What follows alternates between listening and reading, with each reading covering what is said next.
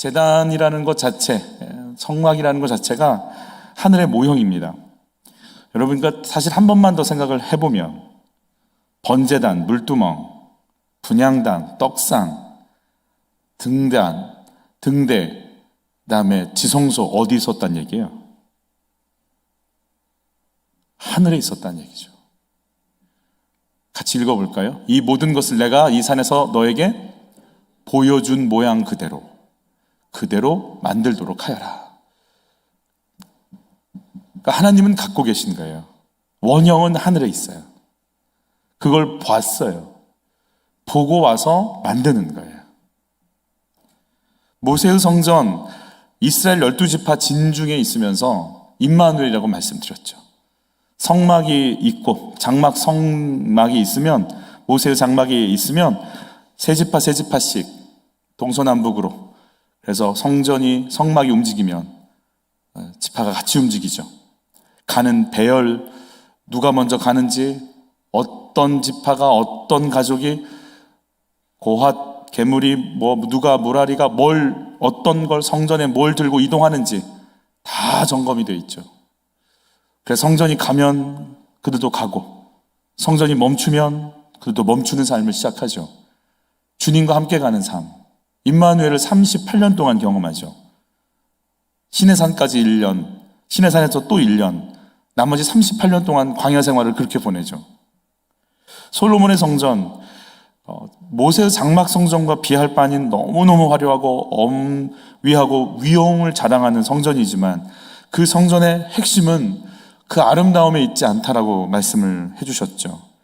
같이 한번 읽어볼까요? 우리 사도행전에서 나왔던 구약의 성전을 우리 스데반 집사님 말씀하실 때, 구약을 서머라이즈 할 때 성전에 대한 내용을 이렇게 선포하는 거죠. 성전에 대한 실제 하나님에 대한 마음입니다. 같이 읽죠. 하지만 실제로 성전을 지은 사람은 다윗 아들 솔로몬이었습니다. 그러나 지극히 높으신 하나님께서는 사람에 의해 지어진 집에 거하지 않으십니다. 그것은 일찍이 예언자들이 말하기를, 주님께서 말씀하신다. 하늘은 나의 보좌요, 땅은 나의 발판인데 너희가 나를 위해 무슨 집을 지을 수 있으랴?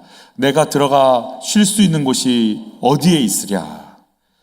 주님이 거하실 집을 내가 짓는다. 개미가 우리를 위해서 집을 지어준다면 어떠시겠어요? 그냥 갸륵한 거죠. 그러나 우리가 거기 살 수나 있겠어요? 주님이 하늘을 보좌로 땅을 발판으로 삼으신 그분 앞에 뭘 지으면 뭘 짓겠어요, 저희가? 우주를 하루 만에 지으신 그분을 모신다란 표현이 좀 그분이 거해 주시는 거겠죠. 얼마나 뭘 하면 그분이 오시겠어요. 그래서 학자들은 이걸 성전이라고 부르면 안 된다고 얘기하는 거예요. 예배당이지.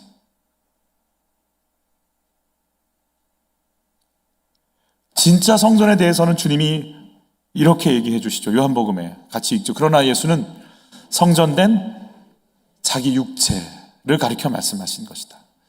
성전에 들어가야 하나님을 만났다면 이제 우리는 누구를 통해서만 하나님 만날 수 있다는 거예요. 예수를 통해서만 만날 수 있는 거죠. 그러나 그 예수님이 성전이 되신다라는 메시지는 결국 성령 받은 우리를 향해서 주시는 메시지로 우리에게 보내주신다라는 거죠. 같이 읽죠. 너희가 하나님의 성전인 것과 하나님의 성령이 너희 안에 계시는 것을 알지 못하느냐. 이제 누가 성전이라고 말씀하세요? 우리가 성전이라고 말씀하시는 거죠. 예수님이 성전이셨다. 우리가 성전이다. 그래서 요한복음 15장, 이 예수님이 성전이시고 우리가 성전이라는 것이 정리가 되어야만 요한복음 15장의 이 말씀이 사실 이해가 되는 거예요. 같이 읽을까요? 나는 포도나무요, 너희는 가지라. 그가 내 안에, 내가 그 안에 거하면 사람이 열매를 많이 맺나니 라고 돼 있어요. 그러면서 이렇게 돼 있는데, 네가 내 안에, 내가 네 안에, 이게 무슨 말일까? 예수님이 성전이시면 우리가 어디로 들어가야 돼요? 예수님 안으로 들어가는 거죠. 내가 그분 안으로. 내가 성전일 때는 누가 내 안에 들어오셔야 되는 거예요? 예수께서 내 안에 들어오시는 거죠. 그분이 내 안에. 주님이 성전이시고 내가 성전이라고 하는 이 양간의 말씀이 받아들여질 때만 사실 요한복음 15장의 말씀이 이해가 돼요. 예수가 성전일 때, 또 내가 성전일 때, 예수가 성전일 때 나는 그 예수 안으로, 내가 성전이면 대제사장 되신 그분이 내 안으로, 이게 온전케 되어질 때 성전이 완성이 되는 거죠. 내가 성전일 때 예수님 내 안에 계시고, 여러분, 그래서 하나님의 뜻이 내가 성전일 때, 내가 예수님이 내 안에 들어오실 때, 그분이 성전일 때, 내가 예수님 안으로 들어갈 때, 그때 우리가 온전한 삶을 이 땅에서 시작이 된다라고 말씀해 주세요. 내가 성전이라는 것에 대한 개념들, 그리고 내가 믿는 예수님이 성전이시다라는 개념들을 알기 위해선 구약의 성전의 기구들을 통해서 내가 어떤 것들이 이렇게 있어야 되는지를 이렇게 다시 확인을 해야 되는 거겠죠. 그래서 이렇게 좀 몇 가지 큰 테마로 한번 저희가 생각해 보면 좋겠어요. 성전뜰이죠. 성전뜰. 성전뜰에 번제단과 물두멍이 있죠. 번제단은 죄를 씻죠. 물두멍에서 나의 육적인 것들을 씻죠. 나의 허물도 씻죠. 그래서 씻음의 단계라고 불러요. 성소에 들어가면 떡을 제공해 주시죠. 은혜의 빛으로 나를 비춰주시죠. 그리고 기도 가운데 나를 만나 주시죠. 말씀과 성령과 은혜를 부어주시는 장소다 해서 공급하시는 장소다 이렇게 표현하고 있어요. 지성소에 가면요, 성부, 성자, 성령 하나님과 10일 동안 대제사장이 그 번제단, 아니죠, 우리 지성소 안에 있는 법궤 앞에서 10일 동안 주님과의 아름다운 교제를 나눕니다. 임재, 교통이죠. 그래서 씻음의 장소, 공급의 장소, 교통의 장소라고 저희가 생각을 해요. 그렇게 한번 신학자들이 붙여봤어요. 씻고 공급받고 그 하나님과의 코드를 맞추는 거죠. 하나님이 주시는 말씀 갖고 대제사장이 지성소에 10일 동안 있다가 나와서 선포하죠. 하나님이 너희들의 죄를 용서하셨다. 그러면 축제가 벌어지는 거예요. 이게 절기들에 맞춰서 떨어지는 장면들이거든요. 정확하게 예수님께서 죽으시고 나서 이렇게 제자들과 함께 계시다가 하늘로 올라가시죠. 며칠 만에 성령이 오십니까? 10일 만에 오시죠. 예수님의 죽음 그리고 성령의 오심이 사실은 이렇게 성전에서의 삶과 동일하게 진행이 되는 걸 보게 돼요.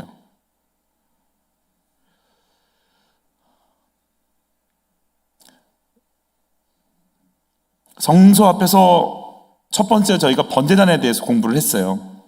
예수님이 성전이라고 했다면 저희가 첫 번째 들어갈 때 뭘 만나게 되는 거죠? 번제단을 만나게 되죠. 우리는 거기서 뭘 흘린다고 그랬죠? 피를 흘린다라고 그랬어요. 그 피는 어디까지 들고 가는 피예요? 지성소까지 들고 가는 피라고 그랬어요. 어떤 사람도 피의 은혜 아니고서는 한 발자국도 하나님께 갈 수 없다라고 그랬어요. 그러니까 우리가 자랑할 건 예수의 피밖에 없네. 나의 은은 이것뿐 예수의 피밖에 없다고 그랬어요. 목사도 안 된다고 분명히 말씀드렸어요. 목사 할아버지도 안 되는 거예요. 목사를 3대 4대를 해도 안 되는 거예요. 예수의 피밖에 없어요.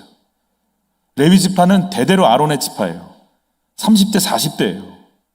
그래도 안 돼요. 어린 양 피 들고 가는 거지. 예수의 피 의지하지 않고는 하나님께 갈 수 없어요. 봉사를 많이 해서 가는 거 아니에요. 이 교회를 세워도 가는 거 아니에요. 이 교회 담임 목사도 가는 거 아니에요. 예수 피밖에 없어요. 그런 은혜에 대한 중심을 잡지 않으면 우리는 모든 게 깨져버리게 돼 있어요. 우리는 아무것도 아닌 걸 인정하고 용서하시는 예수로 살고 싶어서 그 예수 붙잡고 한 발자국 한 발자국 가는 것 외에는 길이 없다고 말씀을 드렸어요. 그래서 예수님에 대한 첫인상이 뭐냐? 병고토 주시는 분이다. 직장을 주시는 분이다. 사업을 일으켜 주시는 분이다. 우리 아이를 합격시켜 주시는 분이다. 다 맞는 얘기지만 그러면 그게 아니면 예수가 아닌가요? 카타콤에 있는 그리스도인들은 집도 잃어버렸고 밭도 잃어버렸고 자식도 잃어버렸는데 그럼 예수가 아닌가요? 먼저 우리가 하나님에 대한 첫 번째 인상은 물론 주님이 우리를 고쳐주실 걸 믿고 우리를 이끌어 주실 걸 믿고 우리 아이들의 삶을 열어주실 걸 믿습니다. 그러나 우리가 그것보다 더 먼저 갖고 있어야 될 하나님에 대한 첫 번째 인상은 나를 용서하신 예수님의 피라고 말씀해 주시는 거예요. 나는 그 피로 말미암아 살 수 있는 생명을 얻은 존재가 되었다라는 걸 그게 깨달아지고 나서야 이 땅의 삶이 정리가 되는 거죠. 먼저 그의 나라와 의를 구해야만 그 다음 삶이 정리가 되는 거거든요. 예수님이 십자가에서 엘리 엘리 나바 사박다니 나의 하나님 어찌하여 나를 버리십니까? 감탄사라고 말씀을 드렸어요. 하나님이 나를 죽이시면서까지 어떻게 이 사람들을 살리려고 그런 작정을 하시고 진행시키시는 하나님, 당신의 사랑이 정말 신실하시군요. 이게 우리가 가져야 될 첫 번째 인상이다라고 말씀을 드리는 거죠. 그러면 예수의 피가, 날 구원하신 예수의 피가 내 안에 흐르고 또 흐를 수 있기를 예수 이름으로 축복합니다. 새롭게 서서에서 최명량 목사님이라는 분이 나오셔서 간증해 주셨는 걸 들었어요. 예수 처음 믿기 시작할 때, 믿기 전에 이제 믿으려고 하는 딱 그 타이밍에 교회 갔더니 하늘을 두루마리 삼고 바다를 먹물 삼아도 하나님의 사랑 다 기록할 수 없겠네. 그 예수를 이 죄 많은 나를 위해 또 보내시는 그 하나님, 이해가 안 갔대요. 도대체 그게 뭘까? 이 사랑이 뭔가? 왜 하나님이 인간을 위해 낮고 천한 몸으로 이 땅에 와서 죽으시는가? 이게 뭔가? 이게 궁금해서 믿기 시작했고, 그게 열리기 시작하면서 지금까지 하나님과의 동행을 하고 있다고. 여러분, 우리가 주님을 향한 첫사랑이 왜 하나님이 나를 위해 죽으시는가? 왜 하나님이 나를 위해서 죽기까지 사랑하시는가? 이게 우리가 하나님에 대한 첫사랑이기를 예수 이름으로 축복합니다. 성전일 때 첫 번째, 우리가 하나님을 향해서 나갈 때 뭘 보시겠어요? 우리의 손에 뭐가 들린 걸 보시겠어요? 피가 들린 걸 보시는 거죠. 너 오늘 예배 드리러 올 때 목욕하고 왔구나? 와, 너 예배 드리려고 미장원 갔다 왔구나? 아니, 예배 드리려고 잠 푹 자고 건강한 모습으로 왔구나? 안 졸려고. 그것도 보시겠지만 네 안에 예수의 피가 있는지 내가 그걸 보겠다라는 거죠. 여러분, 내가 뭘로 주님께 나올 수 있겠어요? 아니에요. 열심히 준비한 것 갖고 나가는 거 아니에요. 열심히 준비하는 건 맞는데 예수의 피 들고 나가는, 첫 번째 주님이 우리 보실 때 그거 보시겠다고 했어요. 그러면 내가 성전일 때도 하나님은 나에게 예수의 피가 있는지를 보신 거고, 예수님이 성전일 때도 내가 하나님께 나갈 때는 또 예수의 피를 보겠다라고 말씀을 해주시는 거죠. 예수의 피를 의지하고 있으면 피 속엔 생명이 있다고 그랬어요. 이 생명은 푸시케라고 표현되어 있지 않아요. 아이오니오스조의 영원한 생명이라고 말씀을 드렸어요. 그러니까 예수의 피가 우리 속에 들어가는 순간 우리 속에서는요, 영원한 생명이 시작이 되는 거예요. 죽을 수가 없어요. 지옥 갈 수가 없어요. 예수의 피가 흘러가는 순간 우리는 영원히 산다라는 게 우리 생명이 되게끔 되는 거죠. 예수의 피가 우리 속에 흐르기를 축복합니다. 예수의 피를 의지하고 붙잡고 나갈 수 있는 능력이 나타나기를 바랍니다. 예수의 피를 의지한다고 고백하는 순간 사단은요, 자기의 권세가 십자가에 못 박힌 것의 증거가 예수님이 죽고 피 흘리신 거기 때문에 그 예수의 피를 의지한다고 고백하는 우리들에게요, 사단이 접근할 수가 없어요. 왜냐하면 사단은요, 우리를 속여서 죄의 권한 아래서 우리를 완전히 집어삼키려고 하거든요. 그런데 그 죄값을 누가 치러버린 거예요? 죄의 값은 사망이라고 했는데, 그래서 우리가 다 죽음 속에 거하면서 죽어가고 있는 나를 예수님이 자신의 생명을 들여서 핏값을 주고 대신 지불해 버리셔서 내가 더 이상 그들의 지배 아래 들어가지 않도록 하는 증거거든요. 그러니까 예수의 피를 의지한다고 고백할 때 우리 속에서요, 죄 속에서 오는 모든 사단의 영향력들이요, 힘을 잃고 떠나갈 수밖에 없는 거예요. 우리 같이 한번 저를 따라서 해보실까요? 예수의 피를 의지합니다. 그러면 여러분, 저는 주의 성령께서 이 고백을 할 때마다 하늘에서 그런 음성이 들렸으면 좋겠어요. 내가 너를 사랑한다. 다시 한번 고백해 보시죠. 예수의 피를 의지합니다. 그러면 정말 또 들렸으면 좋겠어요. 내가 너를 사랑한다. 우리 또 한번 고백하시죠. 예수의 피를 의지합니다. 내가 정말 너희를 사랑한다. 그 사랑을 증거하시는 게 예수님 죽이시는 거 아니에요? 그래서 나를 살려내시는 거 아니에요? 그 사랑 속에, 그 용서 속에 거하는 게 바로 나다, 이걸 인정하고 고백하는 순간요, 어둠의 영들이요, 우리 속에서 별별별 가지고 다 우리에게 달려들거든요. 우울하지, 침울하지, 공부 안 되지, 돈 없지, 건강이 안 좋지, 힘 없지, 인정 못 받았지, 너 이상하게 여기고 있지, 너 억울하지, 분노가 올라오지, 짜증이 나지, 할 말이 없지, 기도가 안 되지, 별별 거 가지고 다 이론적으로 달려들어요. 그때 예수의 피를 의지하는 거예요. 음욕에 불탈 때, 무력에 불탈 때, 욕심에 불탈 때, 인종욕구에 불이 타서 어쩔 줄 모를 때 예수의 피를 의지합니다. 이 더럽고 추한 것들이 당신의 권세 앞에 무너져 내려가기를 원합니다. 여러분, 예수의 피를 의지한다고 정말 기도가 안 되면 천천히 한번 고백만 해보세요. 여러분, 뭔가 알 수 없이 나를 씻고 또 씻고 또 씻으시는 주님의 능력이 여러분 속에 들어가는 걸 경험하게 될 거예요. 예수의 피를 의지하는 것, 번제단을 통과해서 그 다음 단계로 가는 거, 물두멍이라고 그랬죠. 자, 물두멍 속에선 저희가 읽었듯이 우리 이렇게 우리 3절만 예, 8절 21절. 예, 같이 한번 읽어볼까요? 이와 같이 그들이 그 수족을 씻어 죽기를 면할지니 이는 그와 그의 자손이 대대로 영원히 지킬 규례니라 그랬어요. 씻어야 된다는 거예요. 죽지 않으려면. 그러니까 물두멍도 역시 그냥 죽는다는 표현은 뭐냐면 지성소로, 성소를 향해서 들어갈 수 없다라는 거죠. 우리가 그런 표현 쓰죠. 마당 뜰만 받는 신앙이라고. 그냥 뭐라고 할까요? 그냥 예수님의 십자가의 은혜 감사해. 그 외에는요, 그 다음 과정을 가본 적이 없어요. 나를 씻고, 말씀으로 채우고, 성령의 인도를 받고, 말씀의 공급을 받고, 하나님의 마음을 알고, 하나님의 사정을 깨닫고, 주님의 복음 앞에서 헌신하고, 인도를 받고, 이런 걸 경험해 본 적이 없어요. 마당뜰만 왔다 갔다 하는 정도 수준으로 끝난다라고 말씀해 주시는 거죠. 물두멍의 재료입니다. 같이 읽죠. 그가 놋으로 물두멍을 만들고 그 받침도 놋으로 하였으니 곧 회막문에서 수종들은 여인들의 거울로 만들었다. 놋거울인 거죠. 놋거울도 사람을 비추는 기능이 있는데 놋거울에다가 물을 담았으니 정말 사람을 비추는 거라고밖에 그 용도구나라는 걸 알 수 있는 거죠. 우리 야고보서에서 그런 거를 어떻게 표현하는지 같이 읽어보죠. 누구든지 말씀을 듣고 행하지 아니하면 그는 거울로 자기의 생긴 얼굴을 보는 사람과 같아서 그랬어요. 말씀을 듣고 행하지 않는다. 말씀을 통해서 자신을 비춰봐놓고 거울로 내 모습에 뭐가 묻어있는지를 봐놓고 이걸 고치지 않고 살아가는 사람과 똑같다. 제가 예전에 한번 고등학생 때였던 것 같아요. 열심히 밥 먹고 와서 찬양하고 집회 찬양하고 막 좋다고 은혜 받았다 그러고 집에 와서 보니까 고춧가루가 큰 게 하나 꼈더라고요. 순간 막 그 창피하며 나 이러고 다닌 거야? 나 이러고 애들하고 얘기하고 뭐 누구 만나서 얘기하고 사인해달라고 그러고 막 이랬던 거야? 정말 부끄럽더라고요. 거울로 봤으면 띄웠을 텐데, 그죠? 근데 뭐라고 하냐면 거울로 봐도 안 띄는 너희들은 뭐냐 이거예요. 말씀이 거울인데 너를 비췄는데 네 모습 왜 고치지 않고 그대로 살아가는 너는 뭐냐? 지금 이걸 말씀해 주시는 거죠. 거울의 특징은 뭐예요? 거울의 특징은 남을 보는 거예요? 너를 보는 거예요? 나를 보는 거예요. 거울로 남 보는 사람 보셨어요? 이상할 것 같아. 진짜 이상할 것 같아. 이런 분들의 특징이 있죠. 오늘 말씀은 이 집사가 꼭 들었어야 돼.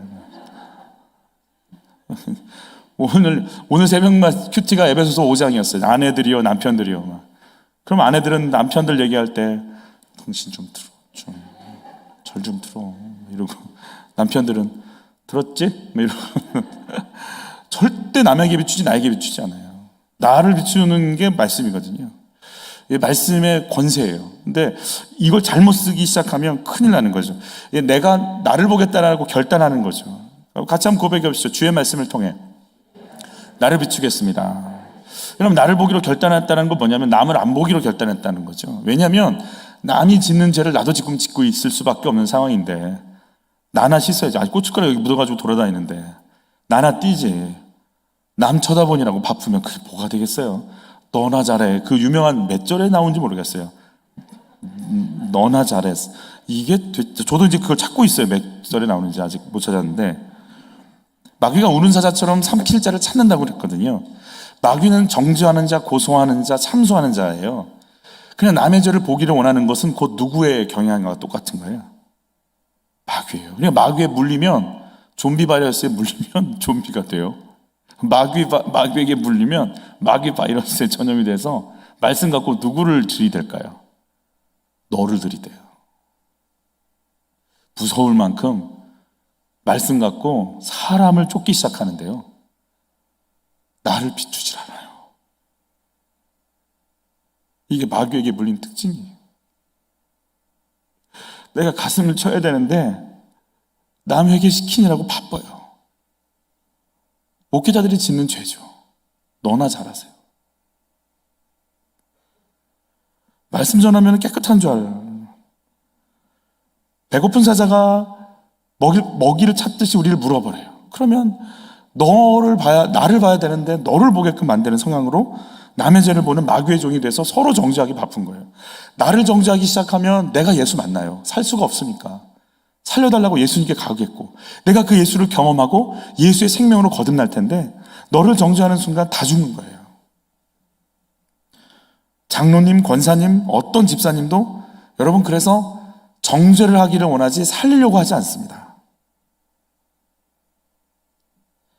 요한복음 21장 팩트가 중요하지 않다라는 걸 여러분 성경도 얘기합니다. 같이 읽죠. 예수께서 이르시되 내가 올 때까지 그를 머물게 하고자 할지라. 자, 그는 요한입니다. 세례 사도 요한인데 누구랑 대화하냐면 베드로랑 대화하고 있는 장면입니다.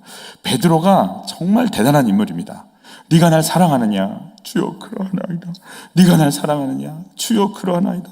네가 날 사랑하느냐? 세 번째 부르심으로 근신하여 이르되 주께서 나를 사랑하시는 줄 주께서 아시나이다. 내가 주를 사랑하는 줄. 그리고 내 양을 먹이라 치라 먹이라 했어요. 그리고 막 베드로가 네가 이제는 젊어서는 네 맘대로 갔지. 이제부터는 띠뛰고 남이 원하지 않는 곳으로 데리고 갈 거야. 막 그래도 이게 사명이구나 이걸 깨닫고 있는 와중에 베드로가 묻는 거예요. 쟤는 어떻게 된대요? 정말 역시 라틴어로 오지랖이라고 그러죠. 이걸 너나 잘하세요. 이게 안 되는 거야, 이게. 그러니까 예수님이 그 베드로를 향해서 말씀하시는 거예요. 내가 올 때까지 그를 머물게 하고자 할지라도 내게 무슨 상관이냐.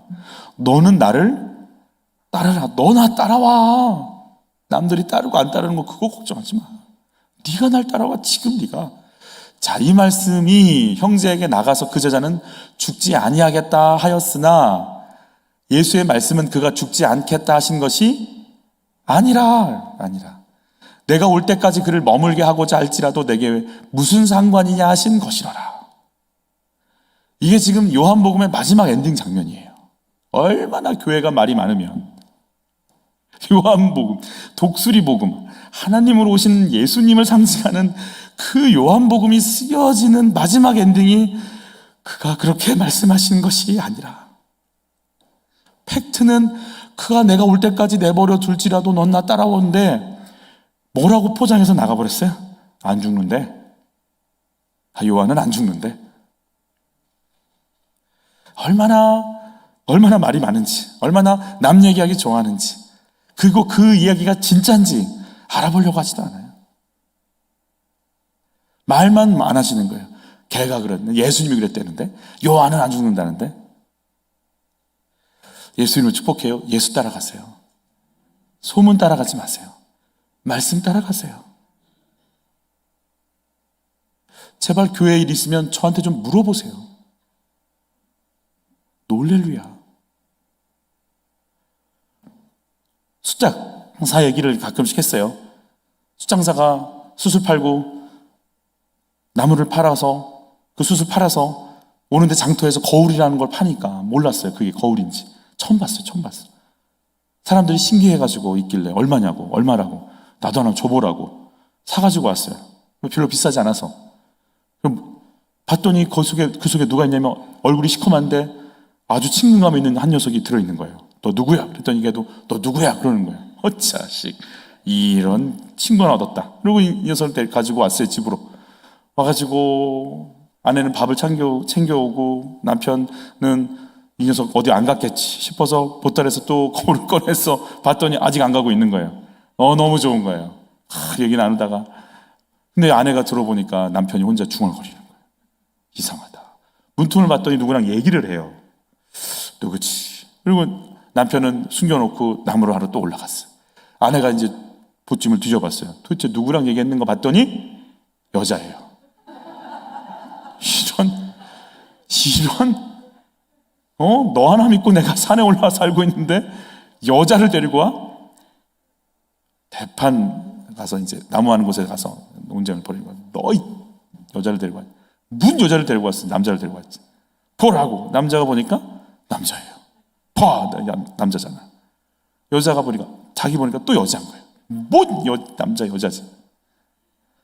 싸운 적도 없이 금실이 좋은 이 두 부부가 너무 목청을 높여 싸우니까 그 근방에 살고 있던 할아버지가 왜 싸우는겨?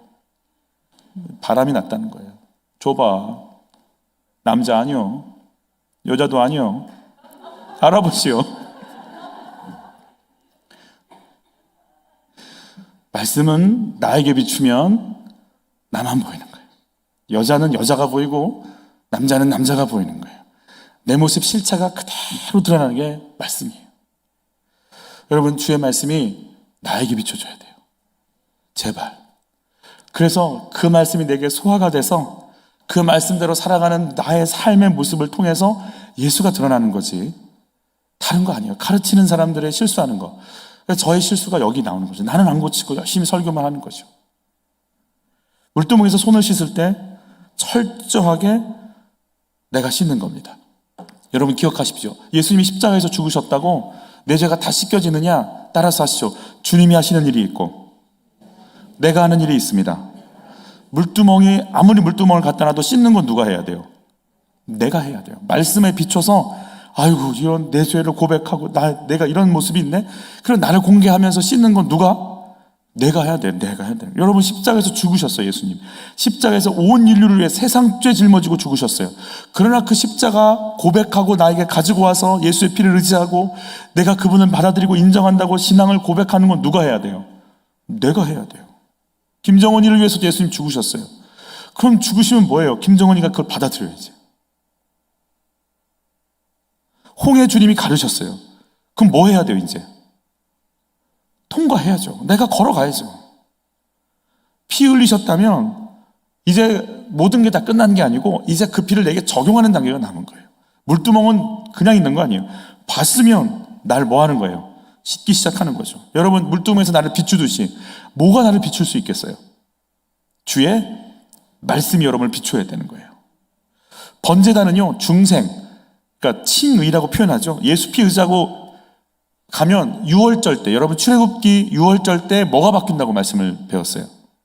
신분이 바뀐다고 그랬잖아요. 내 장자, 내 군대, 제사장, 내 백성이라고 노예가 신분 자체가 바뀌는 거라고.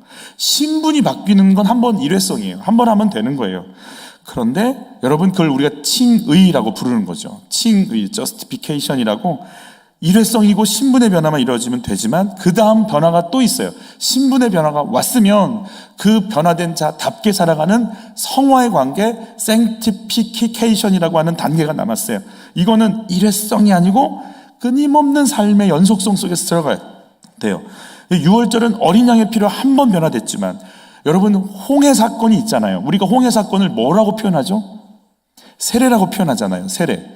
자, 이 세례에 대해서 사도 바울이 뭐라고 표현합니까? 같이 읽죠. 모세에게 속하여 다 어디서?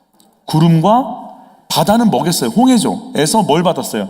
세례를 받았다고 그러는데 그러면 바다만 나와야 되는데 뭣도 같이 나왔어요 지금? 구름.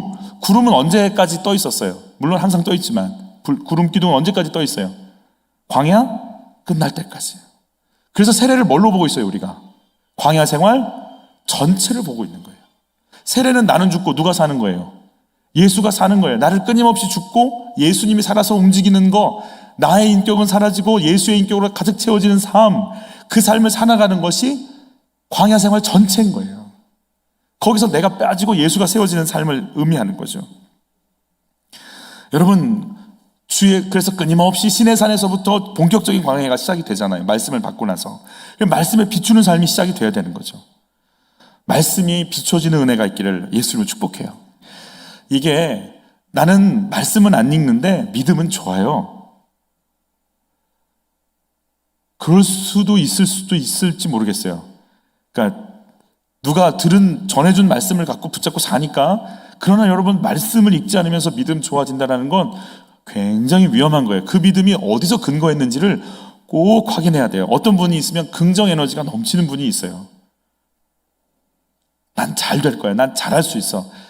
좀 그런 성향이 있는 분들이 있어요. 잘 될 것 같아요. 막 저는 그냥 성공지향적인 분들이고 그런 어떤 기질이 있고 그런 어떤 내면에 어떤 그런 게 있는 분들이 있어요. 태생적으로.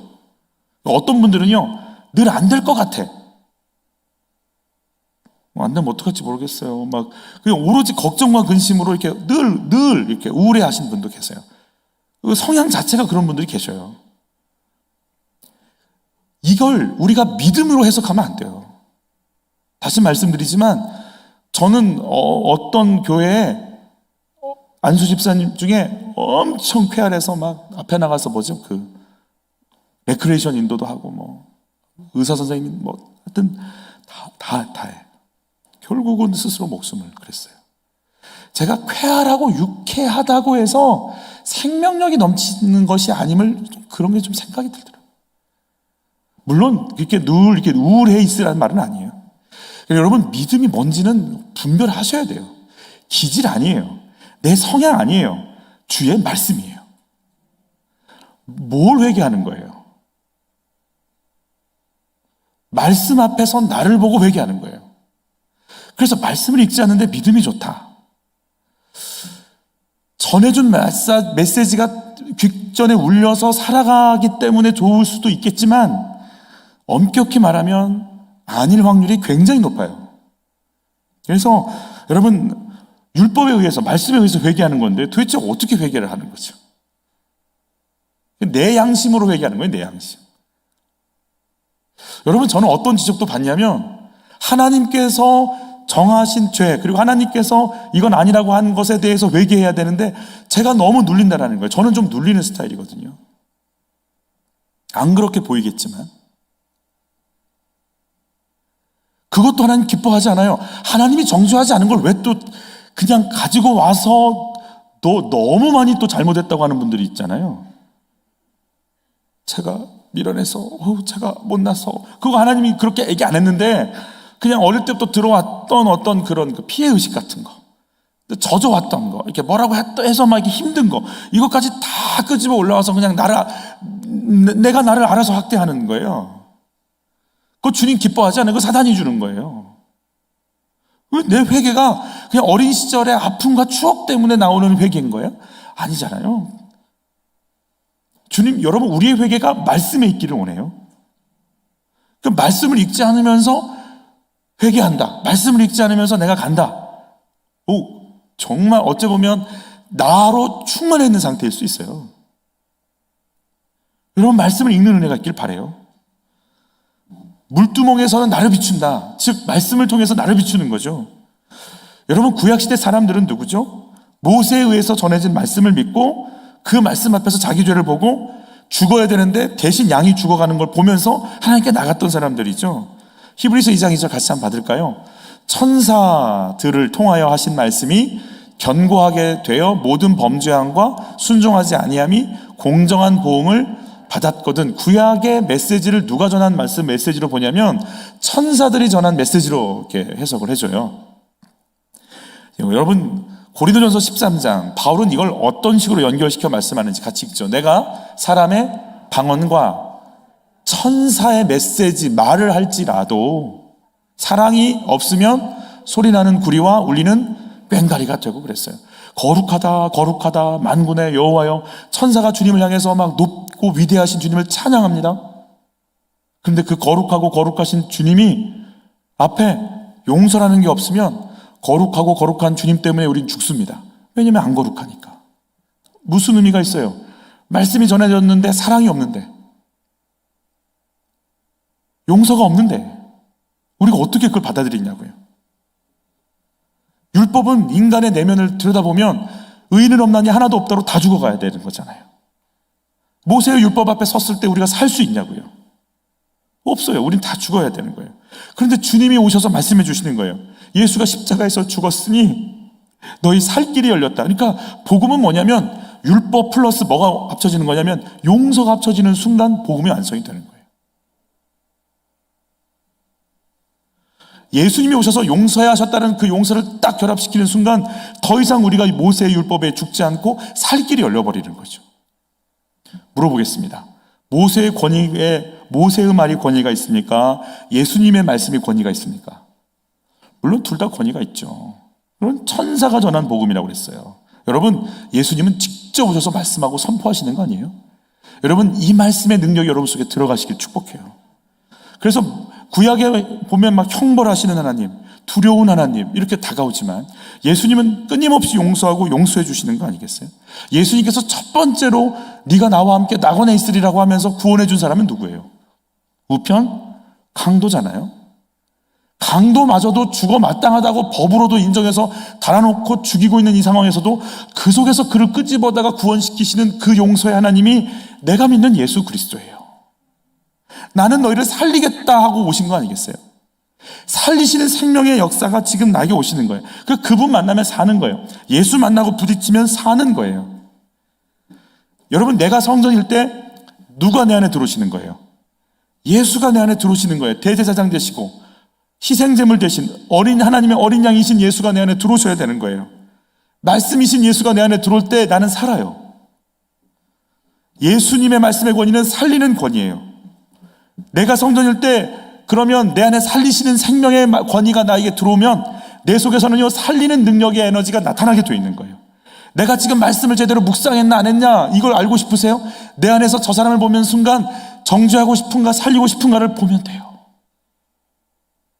내가 정말 예수님을 제대로 믿고 있나, 그걸 내가 확인하고 싶을 때는요, 지금 내 안에서 저 사람 이렇게 해야 살아날 것 같은데, 저 사람 저렇게 해야 살아날 것 같은데, 그 살리고 싶은 생명의 역사로 내 안에서 나를 뛰어넘어서 막 넘쳐나기 시작하면은요, 40에 하나가만 매를 몇 번씩 맞고 강도의 위험, 칼의 위험, 도적의 위험, 산먹의 위협을 아무리 당해도 살리고 싶은 소원이 넘쳐나니까 나는 1차, 2차, 3차, 4차 로마 감옥에 갈 때까지, 서바나까지 갈 때까지 복음을 들고 가겠다고 바울이 나가는 거예요. 생명의 에너지가요, 그를 막 넘쳐나서요, 그를 막 끌고 나가는 거예요. 그 사람은 놀고 싶지 않겠어요? 잠자고 싶지 않겠어요? 편하고 싶지 않겠냐고요. 그런데 살려내겠다는 그 영적인 부유함과 에너지가 그를 막 뚫고 나가서 나가기 시작하는 거예요. 내 안에 예수가 들어왔어요. 예수는 살리는 분이세요. 그분이 내 안에 들어오는 순간이요, 나는 막 살리고 싶어 미치는 거예요. 같이 읽어보죠. 너희가 내 안에 거하고 내 말이 너희 안에 거하면 무엇이든지 원하는 대로 구하라. 그리하면 이루리라. 내가 막 살려내고 싶어 감당할 수 없다면, 여러분, 주님이 생명 살리려고 작정한 여러분들한테요, 뭘 원하냐? 생명 살리려면 이게 필요한데 내가 그거 줄게. 너랑 나랑 코드가 맞는데 내가 왜 못 줄 이유가 어디 있어? 아들 예수 줬는데 내가 못 줄 이유가 어디 있어? 그러니까 여러분, 기도를 좀 이렇게 지혜롭게 하세요. 주님, 내 아들이 생명을 살려야 되거든요. 지혜를 주시는 게 좋지 않겠습니까? 미리 좀 밑밥을 깔고 들어가시는. 얘가 복음 전해야 되는 앤데, 얘는 과학자로 복음 전해야 되겠고, 얘는 음악가로 복음을 좀 전해야 될 텐데, 재능을 주시는 게 좋지 않겠습니까? 이러고 좀 들어가셔야지. 얘 없으면 못 살아요 이러면, 얘 안에 예수가 없나? 주님의 말이 내 안에 거하면, 살리겠다는 그 말이 내 안에 거하면, 내 안에 오직 한 가지만 드러나는 거예요. 어떻게 해야 살릴까? 우리 같이 한번 읽어보죠. 그러므로 예수께서 자기를 믿는 유대인들에게 이르시되, 너희가 내 말에 거하면 참으로 내 제자가 되고, 그랬어요. 여러분, 예수님 제자는 예수님 말씀이 내 안에서 가득 차 있는 사람이에요. 여러분, 예수님의 말씀이 가득 차기 시작하잖아요. 내가 곧 길이요 진리다 생명이다. 내가 곧 너에게 이른 말이 진리다 그랬잖아요. 예수님의 말씀이 내 안에 이렇게 임하시잖아요. 우리 같이 읽어보죠. 진리를 알지니 진리가 너희를 자유롭게 하리라 그랬어요. 아멘. 여러분, 예수님의 말씀은 진리입니다. 진리의 성령이 오시면 성령께서 진리십니다. 아버지의 말씀은 진리니이다. 아멘. 그 진리 되시는 그 삼위일체 하나님께서 내 안에 임하시잖아요. 이 진리라는 말이요, 다른 법이란 뜻이에요. 다른 이치라는 말이에요. 세상 법, 율법이 아닌 다른 법이에요. 다른 법. 죄수가, 강도가 구원받는 법이에요. 강도는 죄값을 치러야 돼요. 그런데 죄인이 살아나는 게 진리예요. 나면서부터 소경이 눈을 뜨는 게, 그게 예수님의 법이에요. 죽어서 냄새나는 나사로가 생명의 말씀을 듣고 일어나서 걸어서 나오는 게 진리예요. 바람과 바다가 주님 앞에 잠잠해지는 그 능력이 진리예요. 그 진리가 너희 속에 거하면 자유케 되리라 그랬어요. 여러분, 예수님의 말씀이 내 안에 들어오면 죽음을 이겨요. 우리가 영원히 살아요. 우리가. 그게 진리예요. 진리를 알지니 진리가 너희를 자유롭게 하리라. 우리가 어떻게 귀신을 이겨요? 우리가 어떻게 사단의 권세를 꺾어요? 예수 이름을 가지고 그들은 우리 앞에 굴복하게 되어 있는 거 아니겠냐고요. 예수를 알지니 진리를 알지니 그 말씀이 너희 속에 들어가면 진리가 너희를 자유롭게 할 것이다. 여러분, 내 안에 그 말씀이 들어가기를 바라요. 근데 그 말씀은 살리는 말씀이 되잖아요. 난 나를 만나는 자들마다 살려내겠다라는 거 아니겠어요? 여러분이 살려내겠다고 작정만 하기만 하면 여러분 속에서는 그 놀라운 진리의 역사들이요, 여러분의 육체를, 정신을, 삶을 파고들어서요, 여러분이 상상도 할 수 없었던 삶으로 주님이 나타나게 될 것을 믿습니다. 그 진리가 너희를 자유롭게 할 것이다. 너희가 갖고 있던 어둠의 경험들 속에서 벗어나게 할 것이다. 내면적으로 내적 치유가 일어날 것이요, 육체는 새로운 생명의 역사로 드러날 것이요, 너희들의 삶을 이겨나가는 능력이 너희 속에서 나타나게 될 거라고 말씀하시는 거예요. 그게 우리 속에 나타나야 되지 않겠냐 이거예요. 여러분, 한국 사람들은요, 어딜 가든지 향수를 뿌리고 이빨을 3번씩 닦고 가글을 아무리 해도 마늘 냄새 나요. 제가 한번 그 흑인 아이들이 와서 그 무슨 마을의 아이들, 쓰레기 마을의 아이들이 있었어요. 그 흑인 합창단이 유명한 적 있었잖아요. 막 아이들 와서, 그 아이들이 한번 왔었어요. 제가 사역했던 교회에 왔었어요. 정말 너무너무 찬양 잘해요. 문제는 흑인이에요. 애들이 옷을 갈아입더라고요. 그 교육자실에서 갈아입었어요. 옷을 갈아입고 나갔어요. 문을 열고 못 들어가겠더라고요. 흑인 친구들이 특유의 냄새가 있어요. 그 아이들이 한 30명이 우르르 갔다가 우르르 나오니까요. 그래서 우리 보고 마늘 냄새 난다고 그러는구나. 그렇구나. 예수가 들어가면 예수 냄새가 나게 돼 있어요. 빛이 나요. 눈빛이 달라요. 모슬림에서 예수 믿는 모슬림들이요, 알아본대잖아요. 예수 믿으시죠? 눈빛이 다르대요. 드러나게 돼 있어요. 언어가, 생각이, 방향이 다르니까 어떻게 해야 살리지 이러고 다니니까.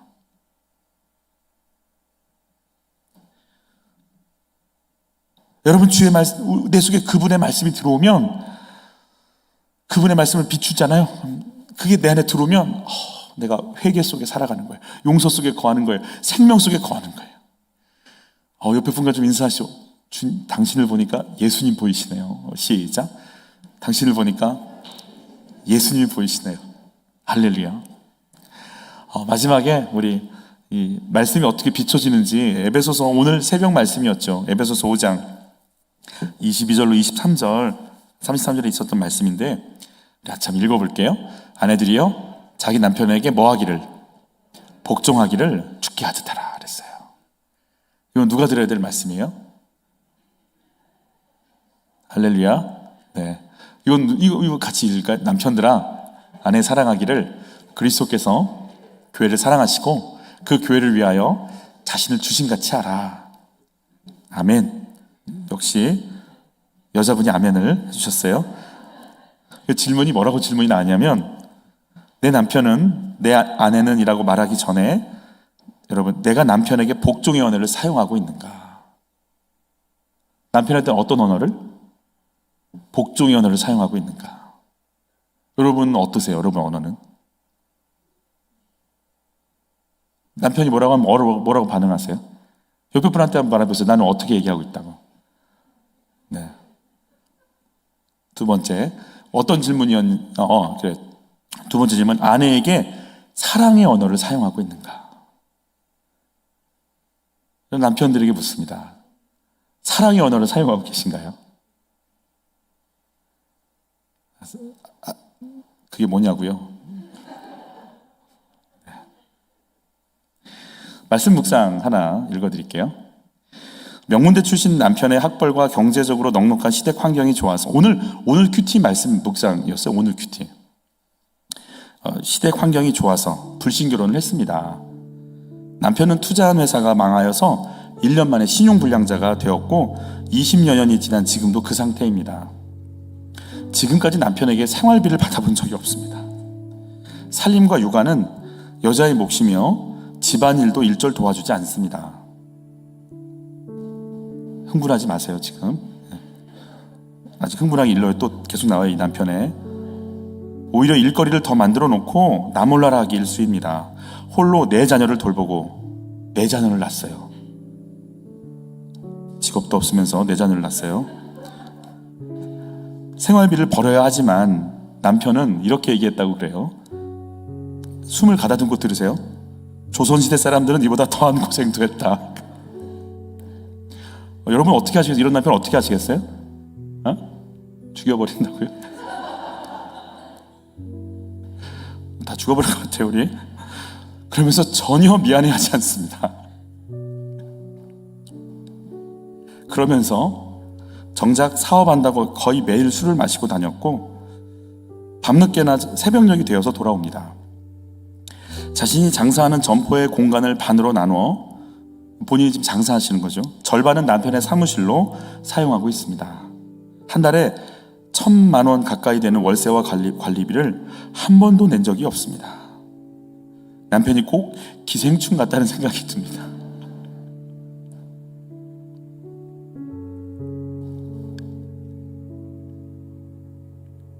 같이 읽죠. 아내들이여 자기 남편에게 복종하기를.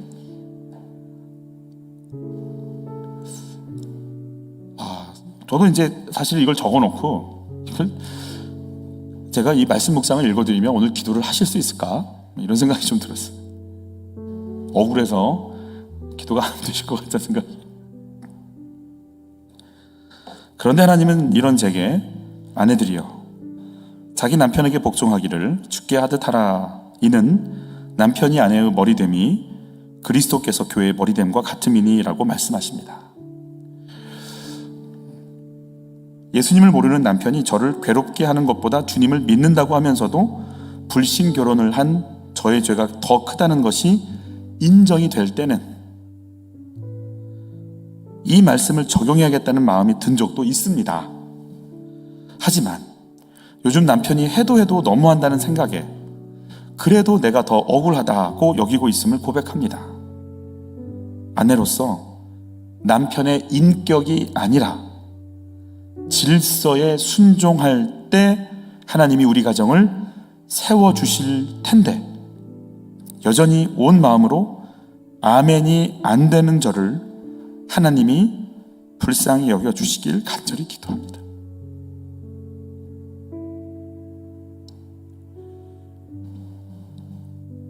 뭐가 이쁘겠어요? 뭐가 이뻐서 복종이 되겠어요? 그런데 우리가 착각하지 않아야 될 것은 인격이 아니라 질서라고 분명히 말씀을 드렸어요. 남편의 인격은 제가 볼 때도 참 좀 많이 수정이 필요한 분이시죠. 이분은 많이 하나님의 돌봄이 필요한 분이죠. 그 인격을 막 따라가라는 얘기가 아니에요. 주님이 정해놓은 뭐를 따라가라. 질서를 내가 말씀 앞에 순종할 수 있겠냐라는 거죠.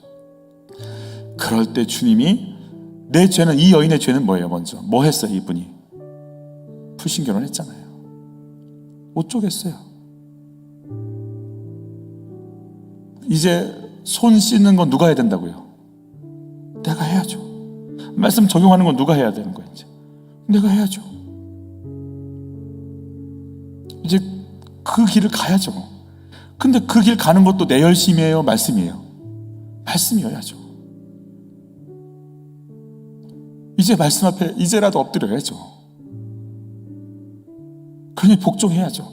복종 안 한다고 뭐 나쁜 짓을, 그런 거 복종하는 얘기가 아니라 질서상 남편을 위하겠다는 얘기지. 물론 그 남편은 분명히 바뀌어야 되고 새로워져야 되고 주님의 돌봄이 분명히 필요하죠. 당연히. 여러분, 주의 말씀을 적용한다는 것이 어떤 걸까요? 내 뜻을 꺾고 주의 말씀을 받아들이는 거죠. 오늘 그래, 하나님 물두멍 앞에서 내가 지금 어떤 상태인지 보여주십시오. 정말 내가 나를 씻고 있는 거 맞습니까? 정말 내가 말씀을 보고는 있습니까? 저는 오늘 우리가 이런 기도했으면 좋겠어요. 주여, 저에게 말씀을 보여주옵소서. 제가 지금 어떤 상태인지 말씀 앞에 내 모습을 적나라하게 보여주고 도대체 내가 어떤 모습으로 있는지를 내가 알기를 원하오니 하나님 다시 말씀 앞에 서게 하옵소서.